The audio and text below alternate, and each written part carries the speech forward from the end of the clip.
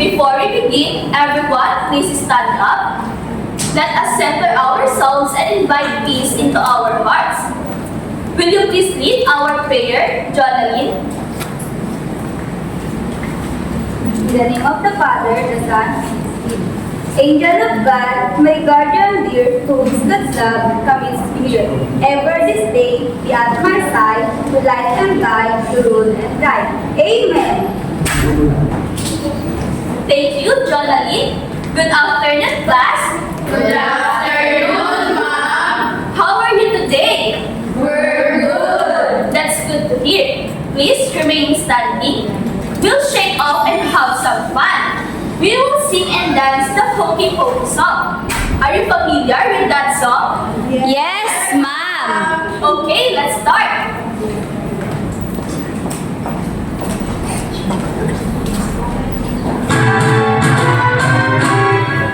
Put your left foot in, put your left foot out, put your left foot in and shake it all about. Into the hokey pokey and turn yourself around. That's what it's all about.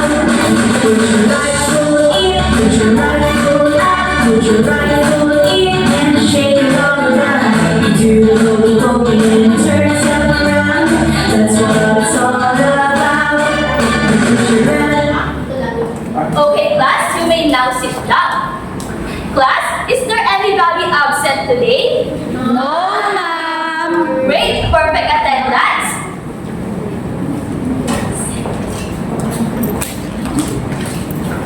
Now, let's take time to warm up our brain. I have flashcard here.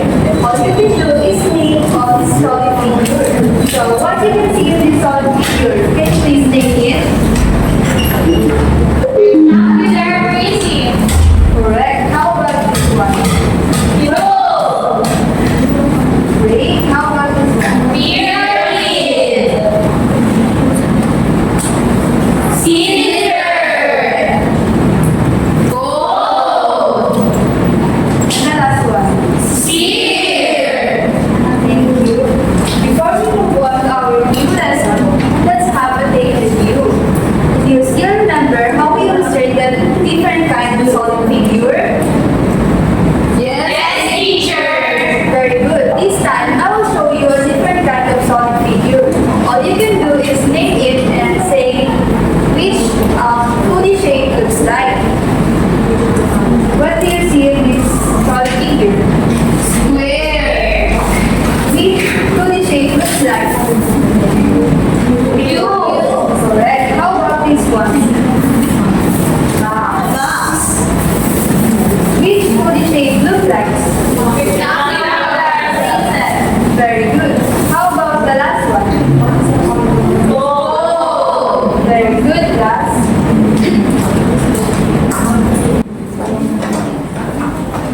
Class, let's take a quick adventure.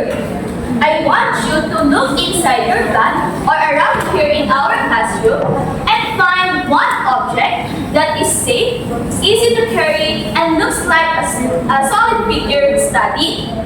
I will give you 10 seconds to find your object. Afterward, I will be giving you a chance to describe your objects here in front.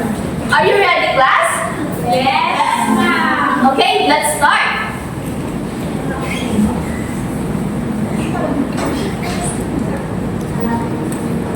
Time's up. Now hold your object and keep it in your lap. I will call some of you to come in front, describe your objects, and tell us what solid figures it looks like. Anyone who wants to come in front? Yes, Joanna?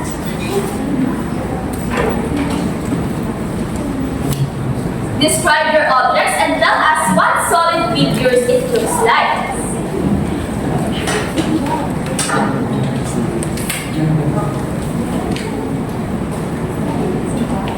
I think this is a cylinder because it's round. Very good, thank you. Anyone who wants to come in front? Yes, Althea?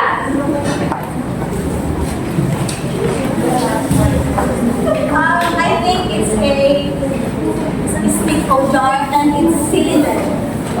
very good.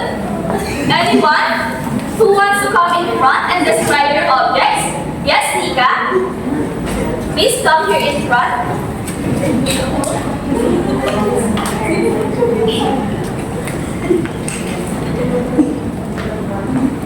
No, I think it's so silly.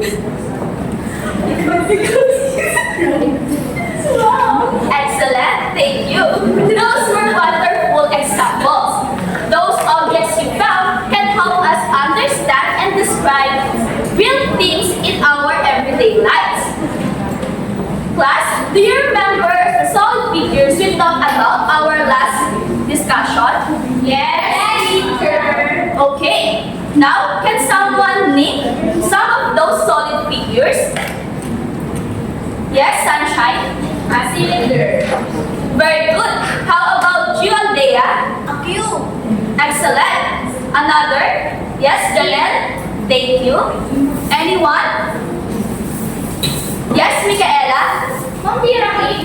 Very good. Excellent. Today, we will learn about something very interesting called faces. When I say the word face, why do you usually think of it? Yes, Katrina? I think of a person's face like the eyes, nose, and mouth. Exactly. Most of us think of the face we see on ourselves or on other people. But in geometry, a face is a flat surface or curved surface outside the solid figures. I have here a cube. This cube has flat faces. These sides are the sides you can see and touch. This part here are the sides that is called a face.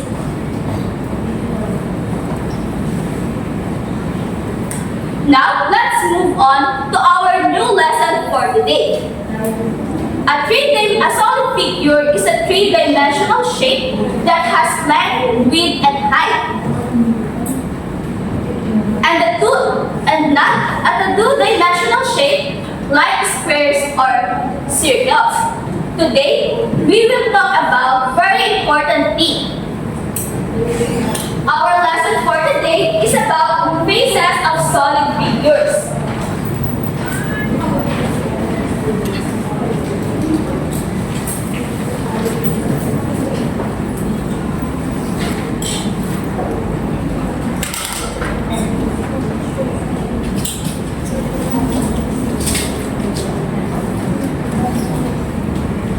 Everybody, please read what is face means.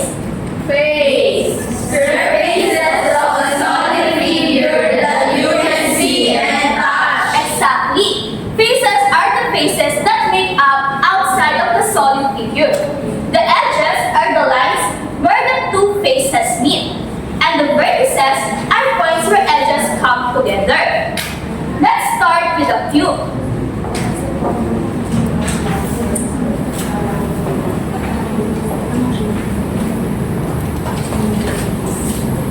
Everybody, please read. Cube has 6 faces and all are squares that are congruent, means the same. A cube has each faces is one of 6 flat squares that make up the sides of the cube. What does it mean when we say the faces are congruent? Anybody?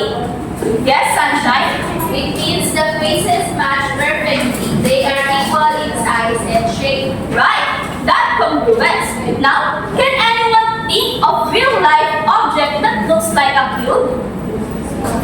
Yes, Charlene? It's a dice, the one we use when playing board games. Great example. A dice is a perfect cube. Now, let's talk about cuisine.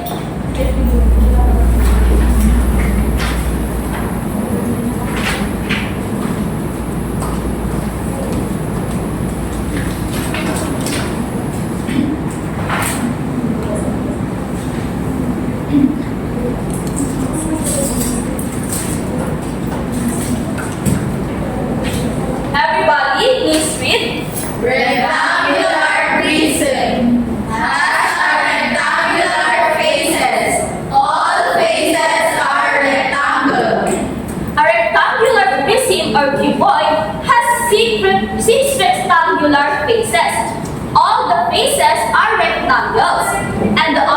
faces are congruent. These faces make up the front, the back, the top, and the bottom. So, class, what shape are all the faces of rectangular prism? Anybody? Yes, Sunshine? They are all rectangles. Excellent. Can someone think of object that looks like a rectangular prism? Yes, Micaela? A door. Very good. The door is a classic rectangular prism. Moving on, let's explore pyramids.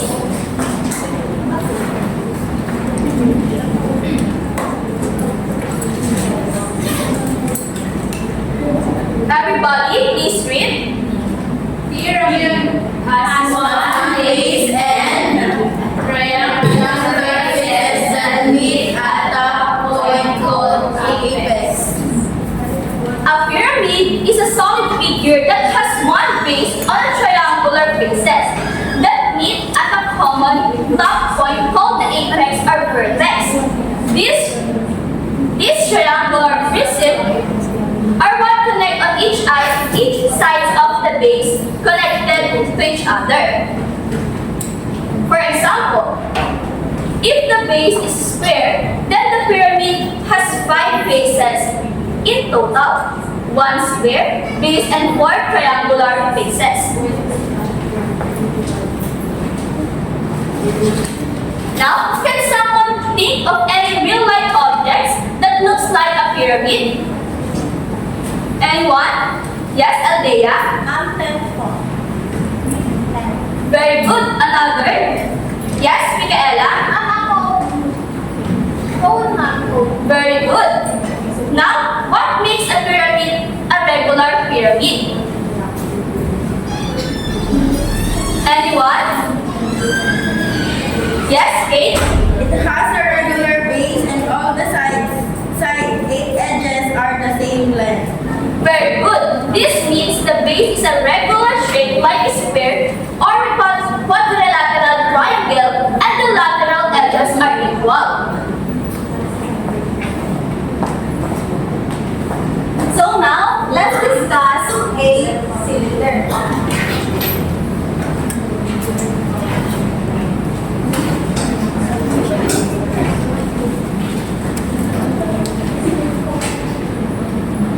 A cylinder has two circular, parallel, and congruent faces with a curved surface connecting them.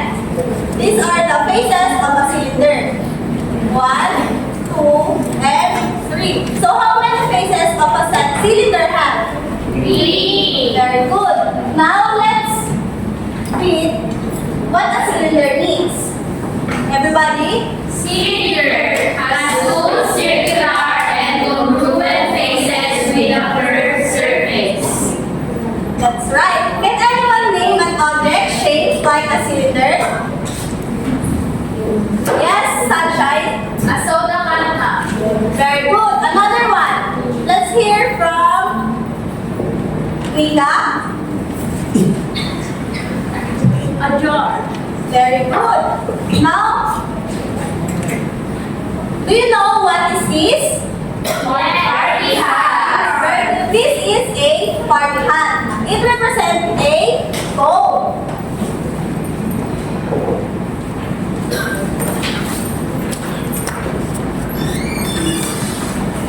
Everybody, please read the meaning of the cone. A cone has one circular flat base and a curved surface that comes to a point called apex. Very good. What is the top point of a cone called? Apex. Very good.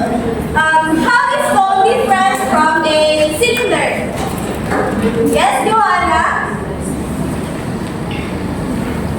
A cone has one flat base and comes to a point, but a cylinder has two flat bases and no point. Very good. Now, the last is sphere. It is a solid figure where every point on the surface is the same distance from the center. It has no flat edges or vertices. Its surface is completely curved. So, how many faces sphere have? One. Very good. It has one.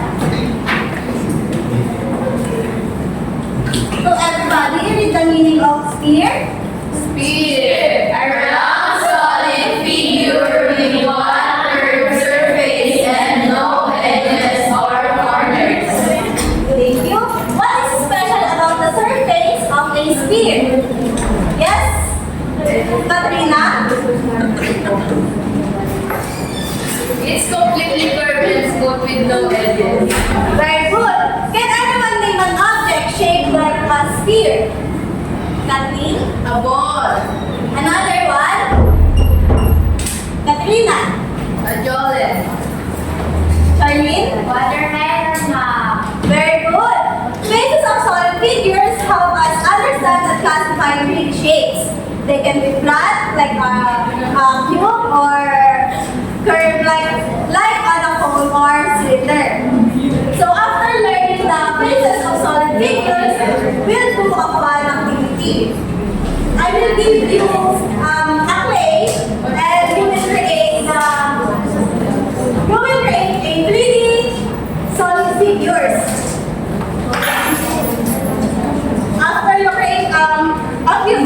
create a 3D solid figure, you will label it and come in front to explain what.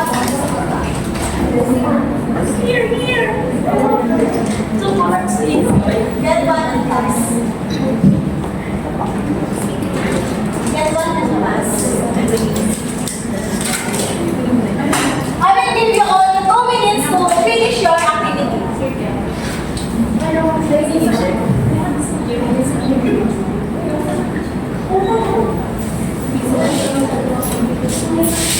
Are you done? Not yet. Okay, take your time.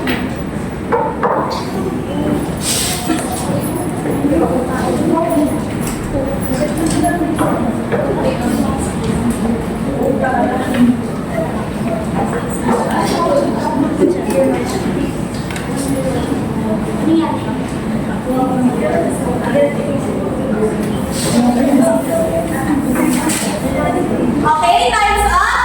Who wants to go in here in front and explain what they created? Yes, Sunshine? I created an eraser. This is shaped rectangular prism. Very good. Thank you, Sunshine. Who wants? Yes, Joanna?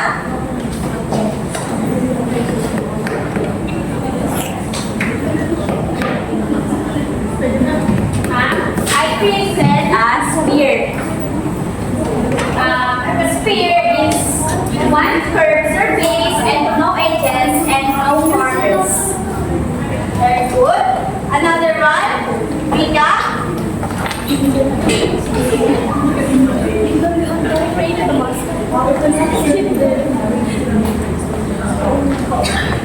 I created a mushroom. It has a cylinder and a pyramid.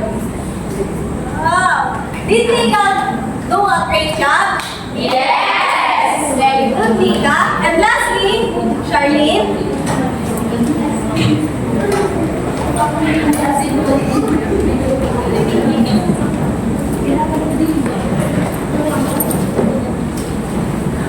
Mom, I created an ice cream. This is a cone and this is a sphere. Wow. Is that your favorite food? Yes, Mom. Okay, Charlene, thank you. So, do you want to go here and start to explain your 3D shape? Kathleen?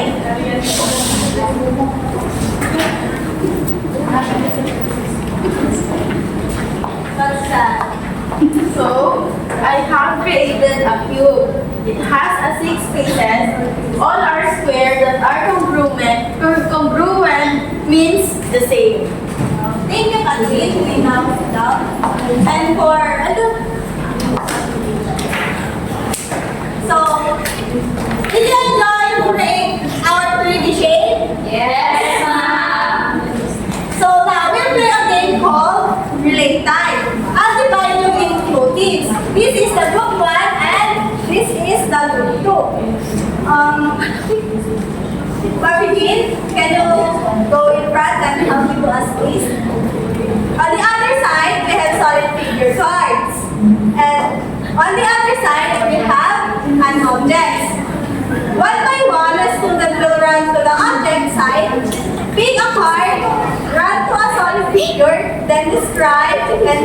and describe the solid figures and say how many faces the object and solid figure is.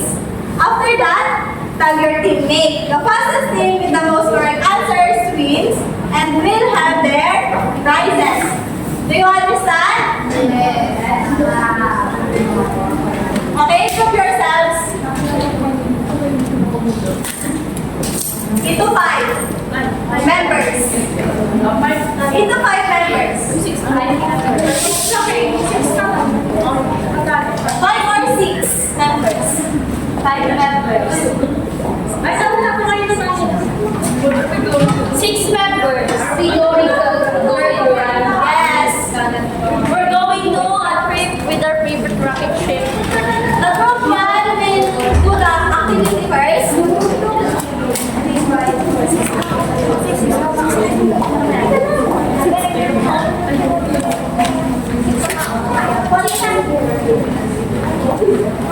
Please fall in line, friends. Fall in line.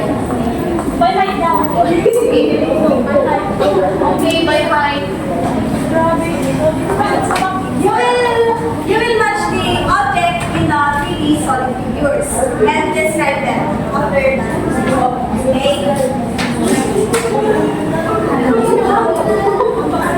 Is everyone ready?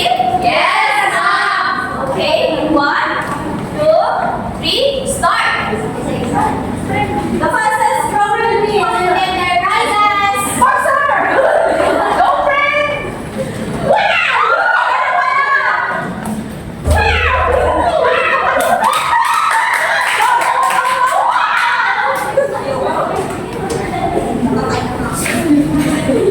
Next.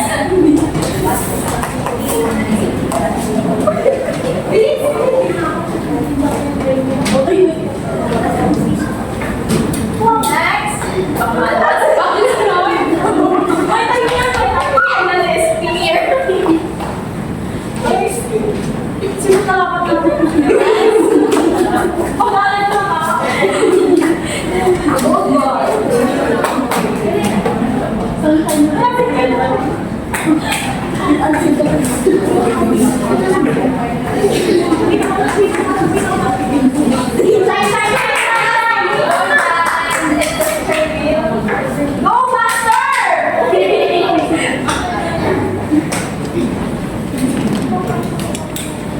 Okay, group one. What's the time? 1 minute and 20 seconds. Group 2, please come in front. Group 2, 6 members.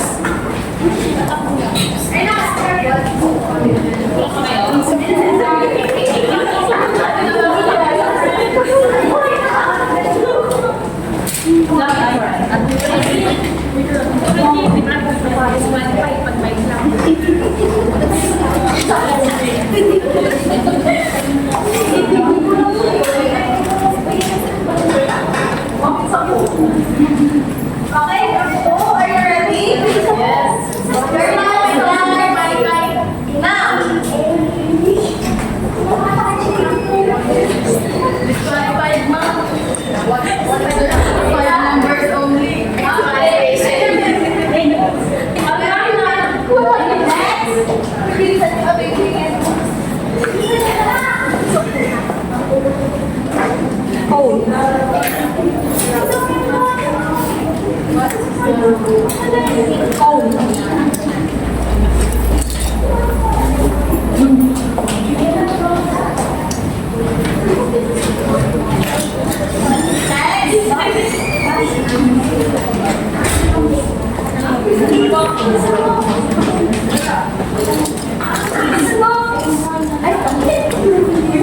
Your time starts now.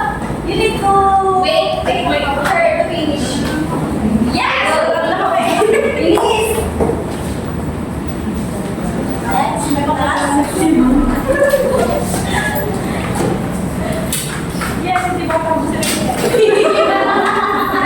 Time's up. You have 1 minute and 21.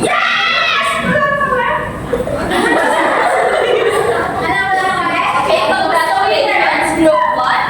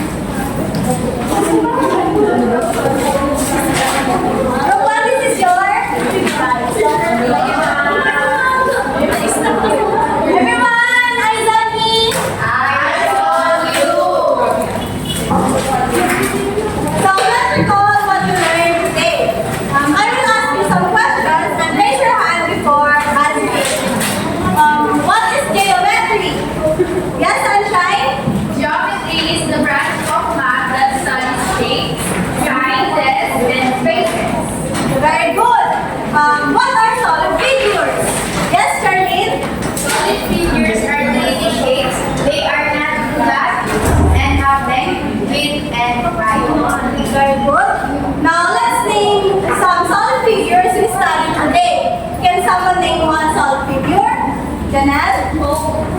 Another one. Q. Next. Cylinder. Very good. Another. Sphere. So, and last. Circular prism. Very good. Now let's describe this. What are the common characteristics of solid figures? Yes, Joanna? They have bases, edges, and vertices.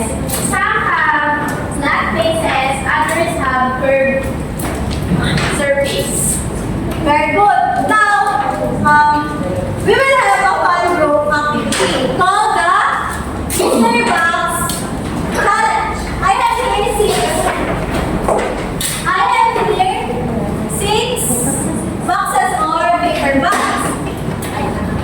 Each one contains a real-life object shaped like a solid figure. I will divide the class into 6 groups. Each group will take turns coming up front and choosing one mystery box. But there's a twist. You can see that, but but you will only use your sense of touch. Understood? Yes. Now group yourselves into 2 members only, but 6 groups. Ma'am, group 1.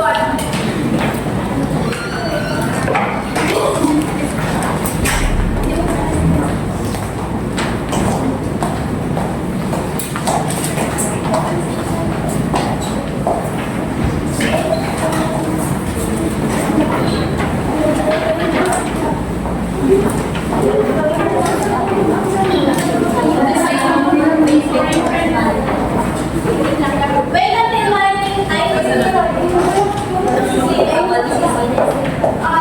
Your group. And go to your perspective group.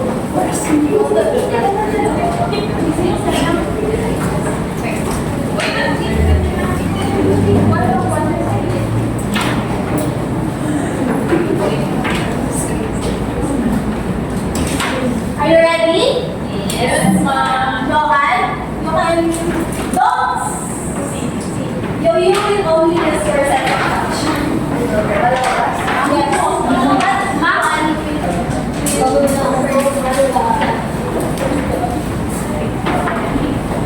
Are you done? Yes, ma'am. What do you think is the object inside that paper bag? I think this is green and the shape is cylinder. You may. Very good. That is a cylinder. Next, Janelle.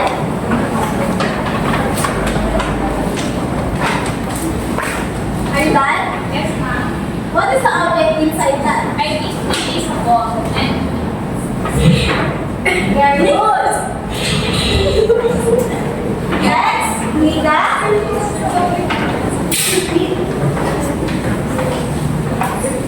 I think it's a Rubik cube, and this is a cube. You may not know them, but it's inside the box. It's a block. It's a Rubik cube. I'm sorry. Next, Sunshine. This is a pyramid. You may not know them. It's a small pyramid made of paper. Next, Joanna. I think it is a hat. It's a cone.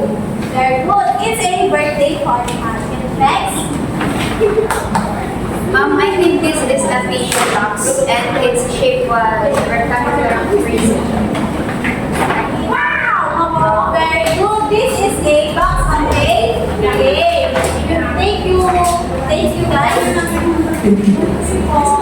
Very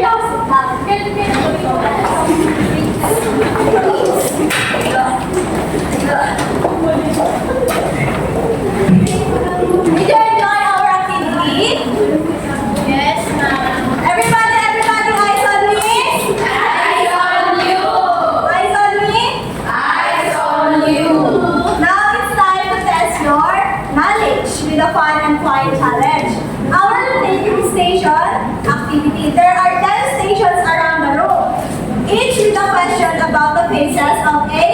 solid figure.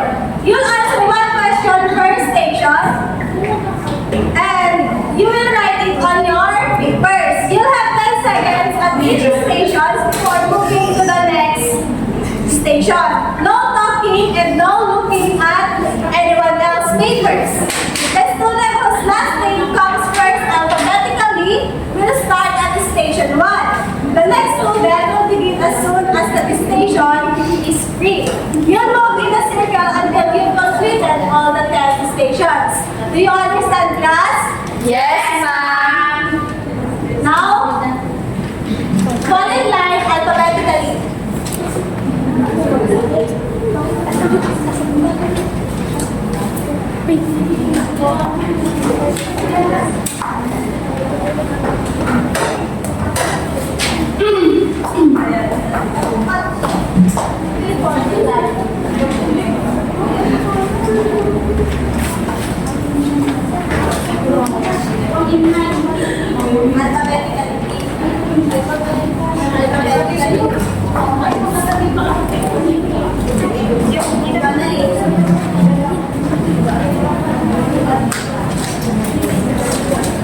Mika, magkatali na.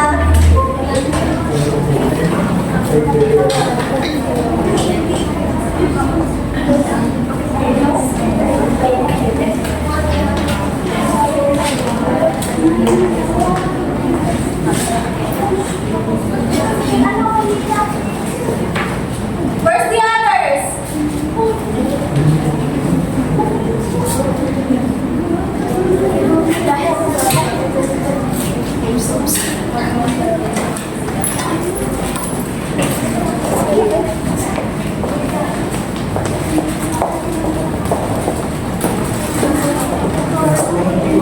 Fall in line alphabetically and we will start with you.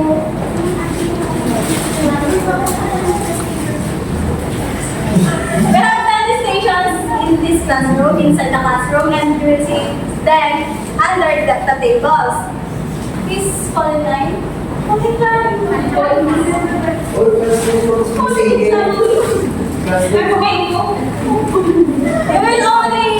You will only proceed to the first station if the first station is free. Do you understand? This is the first station, then the third, fourth, and so on. What? Okay? Yes, Your time starts now.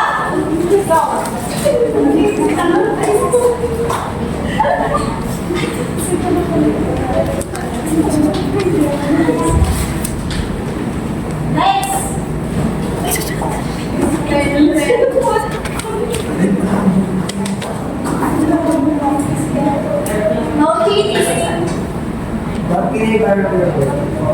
ma'am. Paper. Ma'am, do you have a pen?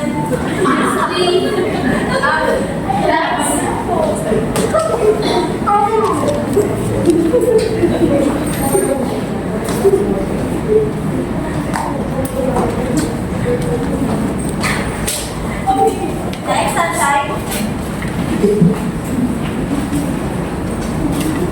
You don't have a pen.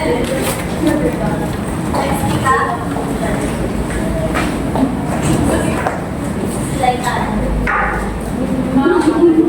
Nika is talking. Nika, no cheating. Like that, ma'am. Tap over the remote. Ma'am, si Sergeant Tommy na po kayo yung pangalan ko. Ang wala po. Ma'am,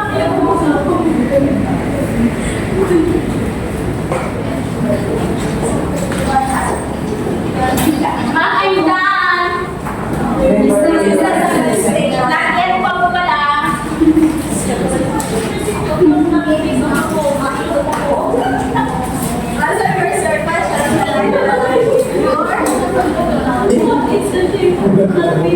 No cheating. Okay, next. Next station. Like to learn before we will math.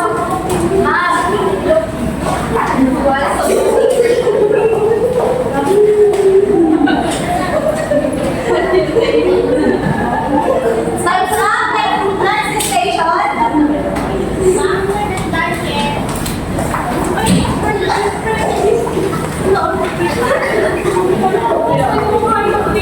Ang average is 1 hour now. Next station. Si Johnny rin nagkikip.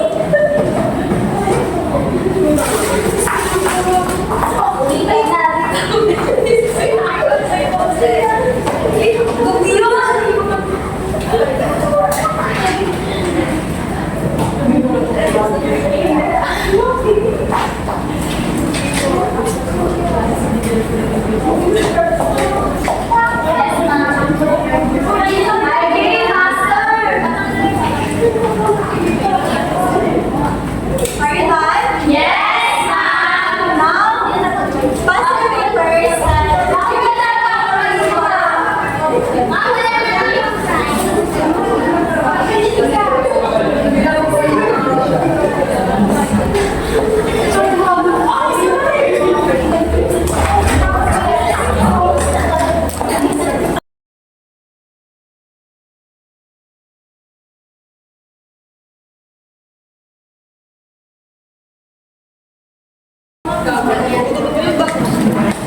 Children, quiet! And now, my home gift everyone. For number 1, draw the object easy. Number 2, label one solid figure into lines. And number 3, describe each spaces. And lastly is color your drawing. That's all for today, class. Bye, Mom.